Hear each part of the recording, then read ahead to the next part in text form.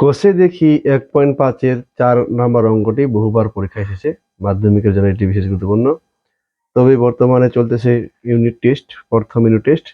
এই ইউনিট টেস্টে এই অঙ্কটি থাকতে পারে, তাই এই ভিডিওটিতে আমি এই অঙ্কটি আপলোড করতেছি। যারা এখনো আমার চ্যানেলটি সাবস্ক্রাইব করেনি, সাবস্ক্রাইব করে নাও এবং আমার পাশে থাকো। অঙ্কতে যে কোনো সমস্যা হলে আমি তোমাদের সমাধান করে দেবো, কমেন্টে আমাকে জানাতে হবে। তো দেখা যাক এই অঙ্কটা আমি কিভাবে করতেছি। দেখো, আগে অঙ্কটা একবার পড়ে নিই। এম এর মান কত হলে 4x² + 4 × 3m - 1 × x plus m plus 7 = 0 দ্বিঘাত সমীকরণের বীজ দুটি পরস্পর অন্যান্য হবে। এর মানে হচ্ছে একে অপরের উল্টো, অর্থাৎ একটি যদি 4 হয় তাহলে অপরটি হবে 1/4 বা 1/4 যাকে বলে। যদি একটি x হয় তাহলে অপরটি হবে 1/x। কিন্তু এখানে না আমরা x ধরতে পারবো, না 4, 5 ধরতে পারবো। আমাকে এখানে ধরতে হবে আলফা ও বিটা। তাহলে আমি ধরি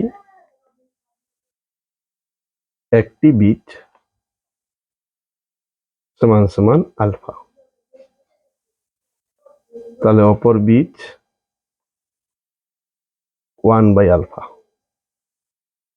1/আলফা সবসময় মনে রাখবে, অন্যান্য মানে উল্টো। তাহলে এখানে আলফা, এটা হবে 1/আলফা।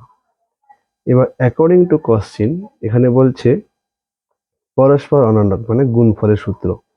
তাহলে এবার আমি বলতে পারি আলফা ইন্টু 1/আলফা ইকুয়াল টু, এর সূত্র হচ্ছে ধ্রুবক পদ। ধ্রুবক পদ হচ্ছে লাস্টের সংখ্যাগুলো, m + 7, এটা হলো ধ্রুবক পদ, বাই x² সহগ।